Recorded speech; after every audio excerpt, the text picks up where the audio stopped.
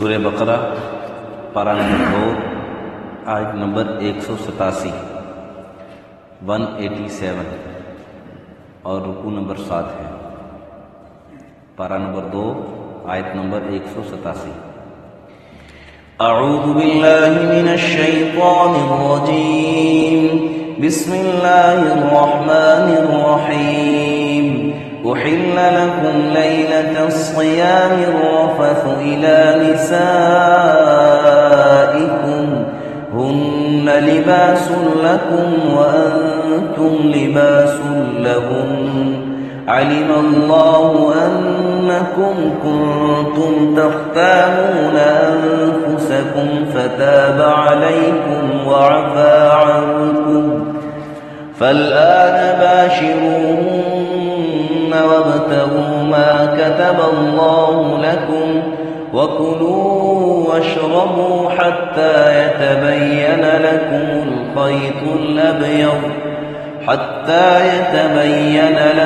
الخيط الأبيض من الخيط الأسود من الفجر ثم أتموا الصيام إلى الليل ولا تباشروهن وأنتم عاكفون في المساجد تلك حدود الله فلا تقربوها كذلك يبين الله آياته للناس لعلهم يتقون۔ صدق الله العظيم۔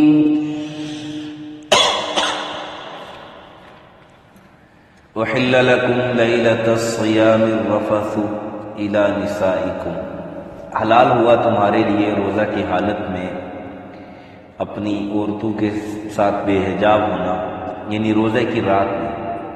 لیلۃ الصیام رمضان کی رات، یعنی روزوں کی جو رات ہے اس میں تمہارے لیے جائز ہوا اپنی عورتوں کے ساتھ بے حجاب ہونا۔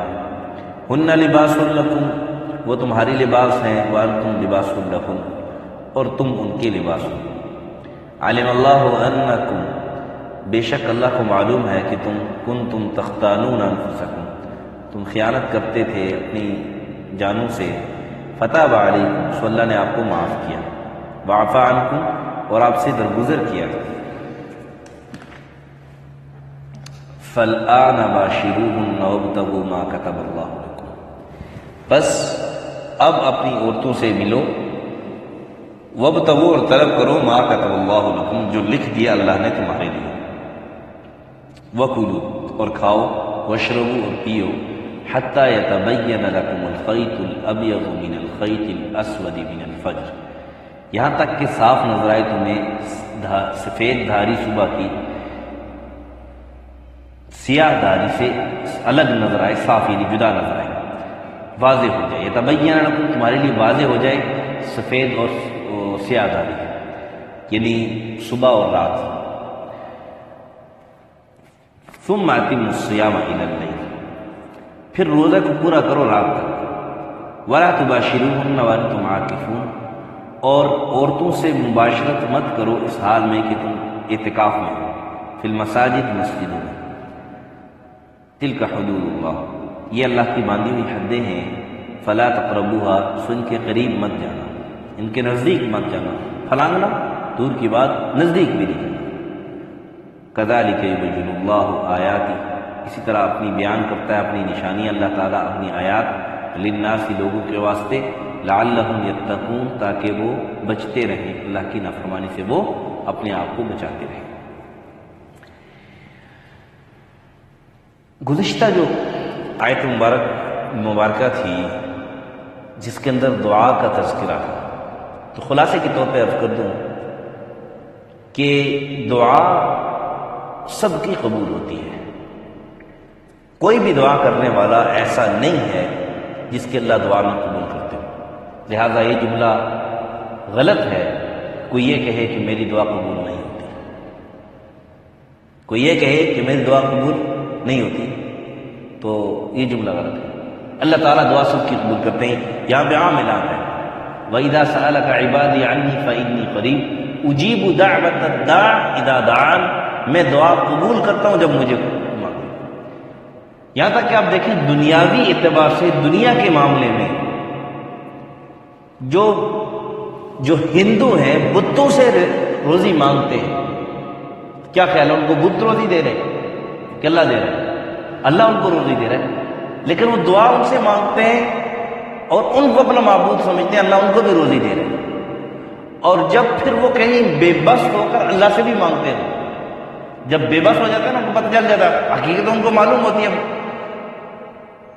جب بے بس ہو جاتے ہیں پھر اللہ سے دعا مانگتے ہیں، اللہ ان کی دعا بھی قبول کرتا ہے۔ دنیا میں آخرت کے معاملے میں ایمان کا سکہ چلے گا۔ آخرت کے معاملے میں بنیادی کامیابی کے لیے سب سے بنیادی سکہ جو ہے وہ ایمان کا چلے گا، کہ ایمان کا سرٹیفکیٹ ساتھ نہیں ہوگا پھر وہاں پر بچت نہیں ہوگی۔ ہاں ایمان کا سرٹیفکیٹ ہے، ایمان موجود ہے، مسلمان ہے، پھر اگر گناہ گار ہے تو اپنے گناہوں کی سزا تو بھگتے گا، لیکن جنت اصل ٹھکانہ اس کا جنت ہے۔ لیکن جو بغیر ایمان کے چلا گیا اس کا ٹھکانہ ہمیشہ کے لیے جہنم ہے، اب اس کے لیے کچھ نہیں۔ یہ اللہ تعالیٰ کا اٹل فیصلہ، اللہ تعالیٰ کا کیا ہوا فیصلہ ہے، اور لا تبدیل لکلمات اللہ، اللہ اپنے فیصلوں کے خلاف نہیں کرتا۔ تو دعا سب کی قبول ہوتی ہے، اور دعا حدیث میں آتا ہے 3 طرح سے قبول ہوتی ہے۔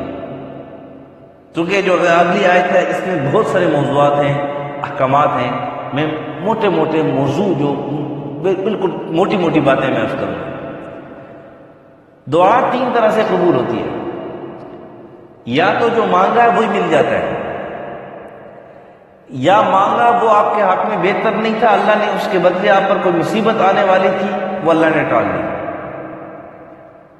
یا مانگا جو مانگا تھا وہ بھی نہیں ملا، مصیبت بھی نہیں ٹلی، آخرت میں اس کا اللہ بدلہ دے گا۔ اور حدیث میں آتا ہے کہ جب آخرت میں انسان اپنی اس دعا کا بدلہ دیکھے گا تو تمنا کرے گا کہ ہائے کاش میری دنیا میں ایک دعا بھی قبول نہیں ہوئی ہوتی، آج اتنے بڑے بڑے مجھے انعامات مل رہے ہوتے۔ اس لیے کبھی اگر ملنے میں دیر ہو جائے تو مایوسی نہ اختیار کیا کریں، ناشکری کے الفاظ زبان سے مت ادا کیا کریں، ہمیشہ اللہ سے مانگتے رہا کریں اور ڈٹ جائیں مانگنے میں۔ دیکھو نا جیسے آج کل بعض جو ہے نا بخاری ہوتے ہیں مانگنے والے، کیسے پیچھے پڑ جاتے ہیں، لے کے رہتے ہیں۔ ہم ایسے ہم نے اللہ سے مانگنا ہے، اللہ کے سامنے اپنے آپ کو عاجز ظاہر کریں اور دعا مانگنے کے آداب سیکھیں۔ دعا کیسے ہم اللہ سے دعا کیسے مانگتے ہیں؟ جیسے کسی ہوٹل میں جا کے ہم آرڈر کرتے ہیں کہ یہ بھی لے آؤ، یہ بھی لے آؤ، یہ بھی لے آؤ، یہ بھی لے آؤ، اللہ یہ بھی دے دے، یہ بھی دے دے، یہ بھی دے دے۔ تھوڑی دیر بعد پوچھو اللہ سے کیا مانگا ہے، تو 100 میں سے شاید کوئی 10 بندے ایسے ہوں یا 20 بندے ایسے ہوں جن کو پتا ہو کیا مانگا ہے، ورنہ پتہ ہی نہیں کیا مانگا۔ اور بہت سارے تو ایسے ہوتے ہیں، اللہ معاف فرمائے، کہ ویسے ہی رسمن ہاتھ اوپر کر کے ایسے کر لیتے ہیں، کچھ بھی نہیں مانگتے، یعنی گویا کہ مانگنے کو اپنی توہین سمجھتے ہیں اللہ سے مانگنے۔ تو اللہ سے ہمیشہ اللہ کے سامنے اپنے آپ کو محتاج ہوں، میں اللہ کا محتاج ہوں، ہمیشہ کہ نہیں اب میرا کچھ نہیں بگڑ سکتا، میرا اللہ نعوذ باللہ کچھ نہیں، جتنا بڑا طاقتور کیوں نہ ہو، کوئی کتنا بڑا طاقتور بھی کیوں نہ ہو، کتنی بھی بڑی طاقت اس کے پاس کیوں نہ ہو، اللہ کے آگے وہ کچھ بھی نہیں، جتنا بھی بڑا کوئی طاقتور ہو۔ یعنی یوں سمجھو کہ دنیاوی طور پر اگر کوئی اپنے آپ کو بہت بڑا ہیرو سمجھتا ہو، اللہ کے نزدیک اللہ کے سامنے وہ زیرو، کہ اس کی طاقت اللہ کے سامنے کچھ بھی نہیں۔ اس لیے ہمیشہ اپنے آپ کو اللہ کا محتاج ہو اور محتاج سمجھ کر مانگو، اللہ سے دعا مانگو اللہ سے، آرڈر مت کرو اللہ کو، ہم آرڈر کرتے ہیں۔ اس لیے جب آداب کے ساتھ، آداب کا لحاظ رکھتے ہوئے، توجہ کے ساتھ، التجائی انداز میں، مانگنے کے انداز میں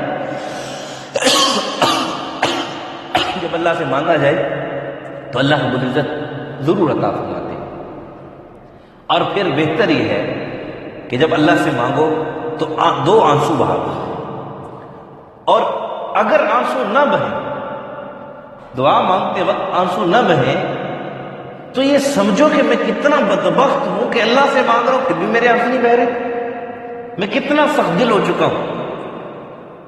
اور پھر بھی اگر آنسو نہ بہے، حدیث میں آتا ہے، تو رونے کی شکل بنا لو، رونے کی شکل بنا لو اور اللہ سے مانگو۔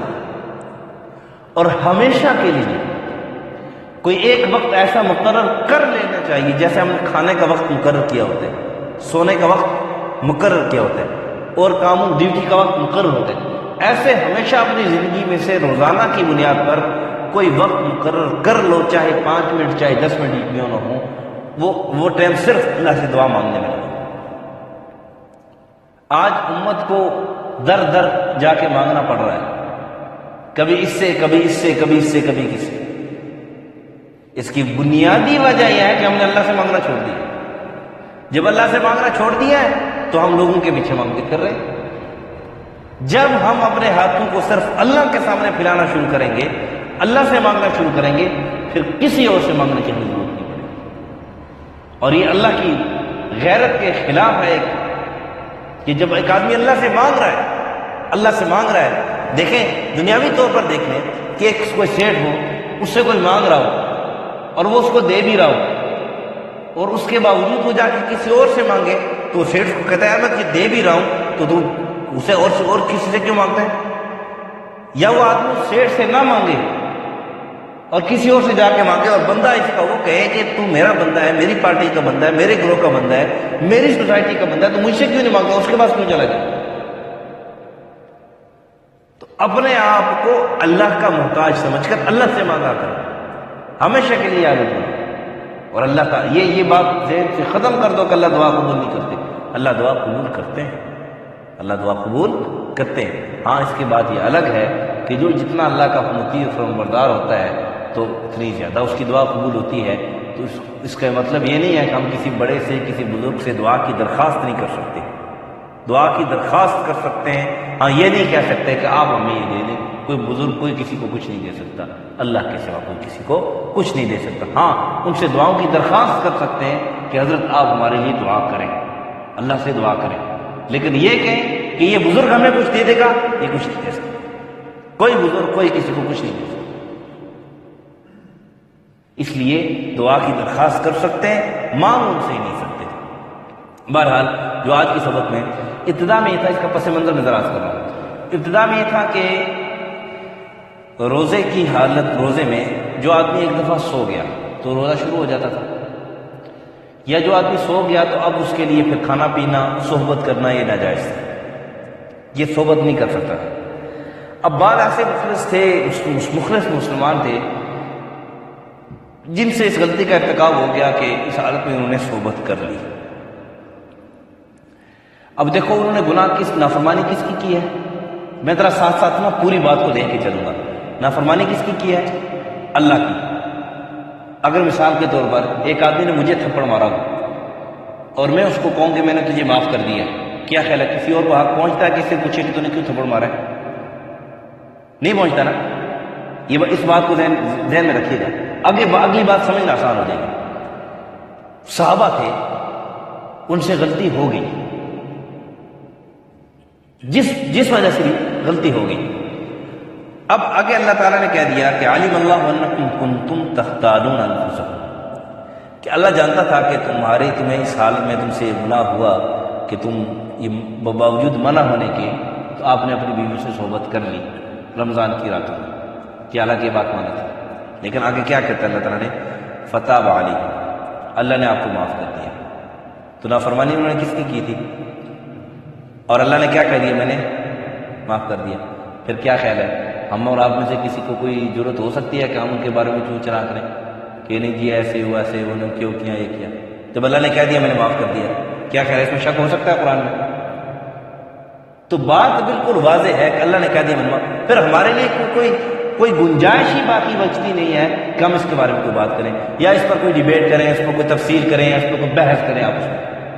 تو اللہ نے کہہ دیا میں نے معاف کر دیا۔ جیسے میں آپ کو مثال دی مجھے کوئی مارتا ہے میں کہہ دیتا ہوں میں نے معاف کر دیا، پھر کسی کو کوئی حق نہیں ہے کہ کوئی مجھ سے پوچھے کہ تو آپ نے اس کو کیوں مارا؟ جب میں نے ہی کہہ دیا کہ میں نے معاف کر دیا، جب اللہ نے ہی کہہ دیا کہ میں نے معاف کر دیا ہے، پھر کسی کو پوچھنے کا کیا حق ہے؟ کسی کو کوئی بحث کرنے کا کوئی حق نہیں ہے۔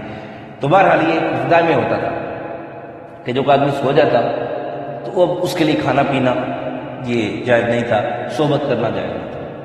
پھر چونکہ بچنا اس سے مشکل تھا، حکم ابتدا میں یہ سخت تھا، تو اللہ تعالیٰ نے آسانی کر دی مسلمانوں پر، کہا کہ اب آپ کے لیے جو رمضان کی راتیں ہیں، روزے کی حالت میں تو یہ جائز نہیں ہے، روزے کی حالت میں اگر کسی نے صحبت کرنی روزے کی حالت میں تو اس پر کفارہ بھی ہوگا، قضا بھی ہوگی، کفارہ بھی ہوگا اور قضا بھی ہوگی، چاہے جان بوجھ کر کیے چاہے وجہ سے کیے، کیونکہ یہ بعض کام ایسے ہوتے ہیں کہ اس میں بھولنے والا تصور نہیں کیا جا سکتا کہ یہ وجہ سے کیے، بعض کام ایسے ہوتے ہیں جس میں بھولنے والا تصور نہیں، اس لیے روزے کی حالت میں اگر کسی نے رمضان کے روزے کی حالت میں اگر کسی نے صحبت کی تو اس پر قضا بھی ہوگی اور کفارہ بھی ہوگا۔ کفارہ کیا ہے کہ 60 دن تک 2 مہینے مسلسل روزے رکھے گا، شہرین متتابعین، آگے اس کی تفسیر آئے گی، 2 مہینے مسلسل روزے رکھے گا، ایک دن بھی بیچ میں رہ گیا پھر دوبارہ نیت سے شروع کرے گا۔ ہاں اگر عورت ہے تو اس کی جو بیماری کے ایام ہے وہ دن جو ہے نا وہ ناغنی شمار کیا جائے گا، بیماری کے ایام کے علاوہ اگر اس کو ایک دن بھی بیچ میں مس کیا پھر دوبارہ نیت سے شروع کرے گا۔ یہ سخت تنبیہ اس لیے ہے تاکہ یہ ایک قسم کی روزے کی بہت بڑی توہین، تو روزے کی حالت میں تو نہیں، لیکن رات کی حالت میں آپ اپنی جو ہے نا وہ بیویوں سے صحبت کر سکتے ہیں، ان کے پاس جا سکتے ہیں۔ کہن لباس لکم وانتم لباس لہم، وہ تمہارا لباس ہیں تم ان کا لباس ہو۔ اس سے لطیف طور سے ایک یہ بات بھی معلوم ہوتی ہے کہ اپنے اور اپنی بیوی کے معاملات یا گفتگو نشی یا اس جو باتیں ہیں وہ اپنے دوستوں کے سامنے بہت سارے جو بھائی ہمارے وہ شیئر کر کے اور باتیں بتا کے اس پر جو ہے نا ہنسی مذاق کرتے ہیں، انتہائی شرم اور انتہائی افسوس کی بات ہے، اور خاص کر پوچھنے والے پر بھی افسوس ہے اور بتانے والوں پر بھی افسوس ہے، انتہائی ناجائز بات ہے۔ خاص کر جس کی شادی ہو جائے تو پھر شادی کے دوسرے دن جو ہے وہ رخصتی کے دوسرے دن لڑکیاں جو ہے نا وہ دلہن سے پوچھتی ہیں، لڑکے دولہا سے پوچھتے ہیں ابھی کیا ہوا، تو بتانے والے پر بھی جو ہے وہ اللہ کی ناراضگی ہے، انتہائی افسوس ہے اس پر، اور انتہائی حدیث میں سخت ممانت آئی ہے، اور جو پوچھنے والے ہیں ان پر بھی جو ہے انتہائی افسوس ہے، وہ بھی بہت بڑے گناہ گار ہیں۔ کیوں کہ ہم ایک دوسرے کے لباس ہیں، میاں بیوی ایک دوسرے کے لباس ہیں، ایک تو بات ہے۔ دوسری بات یہ ہے کہ میاں بیوی کو ایک دوسرے کے راز رکھنے چاہیے، جو راز کی باتیں وہ راز رکھنی چاہیے، یہ نہیں ہے کہ چھوٹی چھوٹی باتیں جا کر جو ہے وہ بتاتا جائے، جو راز کی بات ہو میاں بیوی آپس میں راز رکھنا چاہیے، اور اسی طرح اگر ہوگا تو تب تو ان کا نظام چلے گا، پہیہ چلے گا، اور اگر ایک دوسرے کی کمی کوتاہی ہم برداشت نہیں کریں گے تو پھر پہیہ نہیں چلے گا، پھر زندگی برباد ہو جاتی ہے، پھر زندگیاں برباد ہو جاتی ہیں، خاندان بھی اجڑ جاتے ہیں۔ اس لیے آپس میں ایک دوسرے، اور اس میں لطیف طریقے سے ایک طرف یہ بھی اشارہ ہے کہ وہ تمہارا لباس ہے، جیسے آدمی اپنے لباس کو صاف ستھرا رکھتا ہے، اپنے لباس کا خیال رکھتا ہے، اپنے لباس کا خیال رکھتا ہے کہ اچھا بھی ہو، صاف ستھرا بھی ہو، تو اسی طرح بیویوں کو بھی آپ کا لباس قرار دیا گیا ہے کہ ان کو بھی اچھا اور صاف ستھرا ماحول جو ہے نا مہیا کرو، جتنے آپ کی استطاعت کے مطابق ان کا خیال بھی رکھو، ان کا بھی خیال رکھو، اور بیوی کو بھی ہے کہ آپ بھی اپنے شوہر کا خیال رکھو اور ان کی بھی جو ہے نا وہ حقوق کی ادائیگی کرتے رہو، بیوی کو بھی حکم اور مردوں کو بھی حکم ہے۔ بہرحال یہ میں نے عرض کیا کہ بعض مسلمانوں سے یہ بات ہوئی کہ وہ رمضان کی حالت میں، رمضان کی یعنی راتوں میں صحبت کرتے تھے، اللہ تعالیٰ نے اس کو معاف کر دیا اور حلت کا اعلان کر دیا کہ اب اس کے بعد یہ حلال ہے۔ کافل الآن باشروہن وابتغوا ما کتب اللہ لکم، بس آپ اپنی عورتوں سے ملو راتوں میں، یعنی رمضان کی راتوں میں پہلے جو ممانت تھی اب وہ ممانت ختم ہو گئی ہے، اب آپ اپنی عورتوں سے معاشرت کرو، اور جو اللہ نے تمہارے لیے لکھا ہے اس کو طلب کرو اللہ سے۔ اس سے مراد جو ہے وہ 2 باتیں مراد ہیں۔ ایک تو یہ بات مراد ہے کہ کبھی بھی انسان جو صحبت کرے تو اس کے اندر نیک اولاد کی اللہ نے جو مقدر میں اولاد لکھی ہے اس کی خواہش ہونی چاہیے۔ اس خواہش سے بعض مفسرین نے لکھا ہے کہ صحبت کرنی چاہیے۔ بعض مفسرین یہ لکھتے ہیں کہ اس سے جو لذت حاصل ہوتی ہے تو ایک جائز طریقے سے اپنی لذت کو پورا کرنا، یعنی اس سے یہ مراد ہے کہ جو اللہ تعالیٰ نے آپ کی مقدر میں جائز طریقے سے لذت پورا کرنا لکھی ہے اس کی طرف جاؤ، وہ طلب کرو اللہ سے، یعنی ناجائز طریقے سے جو لذت اپنی لذت کو پوری کرنا، اپنی خواہش کو پوری کرنا، اس طرف مت جاؤ۔ اور پھر کہا وَكُلُوا وَاشْرَبُوا حَتَّى يَتَبَيَّنَ لَكُمُ الْخَيْطُ الْأَبْيَضُ مِنَ الْخَيْطِ الْأَسْوَدِ مِنَ الْفَجْرِ۔ وقت کافی ہو گیا ہے، بہرحال میں موٹا موٹا عرض کر دیتا ہوں، باقی تفصیل کی انشاءاللہ کل کے سبق میں عرض کریں گے۔ اس سے مراد جو ہے يَتَبَيَّنَ لَكُمُ الْخَيْطُ الْأَبْيَضُ مِنَ الْخَيْطِ الْأَسْوَدِ، خیط الابیض سے مراد جو ہے وہ دن کی جو روشنی ہے، اور خیط الاسود سے مراد رات کی تاریکی ہے، کہ جب تک کہ رات کی تاریکی جو ہے وہ ختم نہ ہو جائے، دن کی روشنی اور رات کی تاریکی میں فرق نہ ہو جائے، تب تک کھاتے جاؤ۔ تو یہ بھی اس سے مراد طلوع فجر ہے، اس سے مراد کیا ہے؟ طلوع فجر ہے، کہ طلوع فجر تک آپ کھا سکتے ہو۔ اور پھر ثم اتموا الصیام الی اللیل، پھر اپنے روزے کو رات تک پورا کرو، یعنی غروب آفتاب تک، غروب آفتاب، یعنی روزے کی ڈیوریشن جو بتائی جا رہی ہے وہ یہ ہے کہ طلوع فجر سے لے کر طلوع آفتاب تک یہ روزے کی ڈیوریشن ہے، اس دوران آپ کچھ کھاؤ پیو مت۔ اب اس دوران کیا کھانے پینے سے روزہ ٹوٹ جاتا ہے اس کی کچھ تفصیل انشاءاللہ واضح کریں گے۔ وَلَا تُبَاشِرُوهُنَّ وَأَنْتُمْ عَاكِفُونَ، یہ اعتکاف کے مسائل بتائے جا رہے ہیں کہ اعتکاف کی حالت میں چونکہ یہ یہاں پر جو مناسبت آپ کے ذہن میں آئے گی کہ یہاں پر تو خالص رمضان کا جو ہے نا وہ مسئلہ چھڑ رہا تھا، رمضان میں اعتکاف تو اپنا ایک الگ حیثیت سے اس کے مسائل ہونے چاہیے، یہاں پر کیا اس کا مناسبت ہے آپس میں؟ تو چونکہ یہ حلت جو بیان کی جا رہی تھی نا کہ رمضان کی راتوں میں صحبت کی اجازت ہے، یہ حلت بیان کی گئی کہ رمضان کی رات میں صحبت کی پہلے اجازت نہیں تھی، اب اجازت ہے، لیکن جو اعتکاف بیٹھے ان کے لیے اجازت نہیں ہے۔ اسے یہ مراد ہے کہ اعتکاف کی حالت میں اگر آپ کی بیوی اعتکاف بیٹھی ہے، اہلیہ اعتکاف بیٹھی ہے، تو اب ان سے جو ہے وہ آپ صحبت نہیں کر سکتے اعتکاف کی حالت میں، یا آپ خود اعتکاف میں بیٹھے ہیں مسجد میں، مسجد میں بیٹھے ہیں، مرد اعتکاف بیٹھا ہے، تو اس حالت میں اپنی اہلیہ سے وہ صحبت نہیں کر سکتا، اگر صحبت کرے گا تو اس کا اعتکاف ٹوٹ جائے گا، اس طرف اشارہ ہے۔ تلک حدود اللہ فلا تقربوها، یہ اللہ کی حدیں باندھی ہوئی ہیں، یعنی اللہ نے یہ حدیں مقرر کی ہیں، اللہ نے حدیں جو مقرر کی ہیں کہ بس یہاں تک آپ کو اجازت ہے، اس سے آگے اجازت نہیں ہے، تو کہا اس کے قریب مت جاؤ۔ اگلی جگہ پر فلا تعتدوها، ان کو کراس مت کرو، ان کو حد سے تجاوز مت کرو۔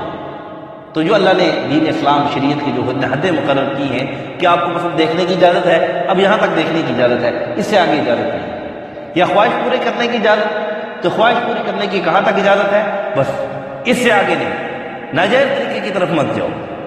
کذالک یبین اللہ آیاتہ للناس، اللہ فرماتے ہیں اسی طرح میں اپنی آیتیں، اپنے احکامات، اپنی واضح دلائل، روشنیاں اپنی جو ہے نا وہ تمہاری کامیابی کے لیے، رہنمائی کے لیے میں بیان کرتا ہوں، واضح لوگوں کے لیے، لعلہم یتقون، تاکہ وہ گناہ سے بچتے رہیں، نافرمانی سے بچتے رہیں۔ اللہ ہمیں سمجھ اور عمل کی توفیق عطا فرمائے۔ احل لکم لیلۃ الصیام الرفث الی نسائکم، تمہارے لیے حلال کیا روزے کی رات میں اپنی عورتوں کے ساتھ بے حجاب ہونا، ہن لباس لکم، وہ تمہارے لباس ہیں، تمہارے لیے لباس ہے، وانتم لباس لہن، تم ان کے لیے لباس۔ علم اللہ انکم کنتم تختارون انفسکم، اللہ کو معلوم ہے کہ تم خیانت کرتے تھے اپنی جانوں سے، فتاب علیکم، تو اللہ نے تمہیں معاف کیا، وعفا عنکم، اللہ نے تم سے درگزر کیا۔ فالآن باشروہن وابتغوا ما کتب اللہ لکم، بس اب ملو اپنی عورتوں سے جو اللہ نے لکھ دیا تمہارے لیے، وہ اللہ سے طلب کرو۔ وکلوا واشربوا، اور کھاؤ پیو، حتی یتبین لکم الخیط الابیض من الخیط الاسود من الفجر، یہاں تک کہ صاف نظر آئے تمہیں دھاری سفید صبح کی جدا سیاہ دھاری سے، یعنی سفید دھاری اور سیاہ دھاری کے اندر تمہیں جدا فرق نظر آئے، واضح فرق نظر آئے۔ ثم اتموا الصیام الی اللیل، پھر روزہ کو پورا کرو رات تک۔ ولا تباشروہن وانتم عاکفون، اعتکاف کی حالت میں اپنی عورتوں سے مباشرت مت کرو۔ فی المساجد، مسجدوں میں تم اعتکاف کر رہے ہو، اس حالت میں اپنی عورتوں سے مباشرت مت کرو، چونکہ بعض احکامات ایسے ہیں کہ وہ ان میں اشارہ جو ہے وہ مرد مراد ہوتے ہیں، اشارہ تو مرد کی طرف کیا جاتا ہے، صیغہ جو ہے مذکر کا استعمال کیا جاتا ہے، لیکن اس مذکر کے صیغے میں اس حکم میں عورتیں اور مرد دونوں شامل ہوتے ہیں۔ تلک حدود اللہ فلا تقربوها، یہ اللہ کی باندھی ہوئی حدیں ہیں، تو ان کے قریب بھی مت جانا۔ کذالک یبین اللہ آیاتہ للناس، اسی طرح اللہ تعالیٰ بیان فرماتا ہے اپنی آیتیں لوگوں کے لیے، لعلہم یتقون، تاکہ وہ بچتے رہیں۔ الحمد للہ رب العالمین والعاقبۃ للمتقین، والصلاۃ والسلام علی اشرف الانبیاء والمرسلین وعلی الملائکۃ المقربین وعلی عباد اللہ الصالحین۔ یا رب لک الحمد کما ينبغي لجلال وجهك وعظیم سلطانك اللهم احفظنا من كل بلاء الدنيا وعذاب الآخرة۔ اللہ ہمارے حال پر رحم فرما، یا اللہ ہمارے حال پر رحم فرما، ہمارے گناہوں کو معاف فرما، یا اللہ ہمارے اس ملک پاکستان کی حفاظت فرما، ہر قسم کی اندرونی بیرونی خطرات سے اس کی حفاظت فرما۔ یا اللہ یہ بد امنی کی کیفیت بن گئی، یا اللہ تمہارے حال پر رحم فرما کر ہمارے گناہوں کو معاف فرما کر اپنے خصوصی رحم نازل فرما کر اپنا خصوصی کرم فضل نازل فرما کر یا اللہ اس ملک کو پر امن کی فضا نصیب فرما، امن کا گہوارہ بنا۔ اس کے خلاف جتنی بھی سازشیں ہیں یا اللہ جو بھی سازشیں چل رہا ہے، جو کوئی بھی ہے یا اللہ اس ملک کے خلاف سازشیں کر رہا ہے، اللہ تو اس کو چن کر تباہ و برباد ہلاک فرما۔ یا اللہ جو اس ملک کے محافظ ہیں، جو اس ملک کے خیر خواہ ہیں، اللہ تو ان کو جزائے خیر عطا فرما، یا اللہ تو ان کی مدد و نصرت فرما۔ جو اس ملک کے مخالف ہیں یا اللہ تو ان کو لوگوں کے سامنے عبرت کا نشان بنا، ایسی سزا ان کو دے کہ لوگوں کے سامنے عبرت کا نشان بن جائیں۔ جو اس ملک کے محافظ ہیں، اس ملک کے، اس قوم کے، پاکستان کے مسلمانوں کے خیر خواہ ہیں، یا اللہ تو ان کو جزائے خیر عطا فرما، ان کی زندگیوں میں برکتیں عطا فرما، یا اللہ ان کو دنیا اور آخرت کی کامیابیاں نصیب فرما۔ وصلی اللہ علی النبی الکریم محمد وعلی آلہ وصحبہ۔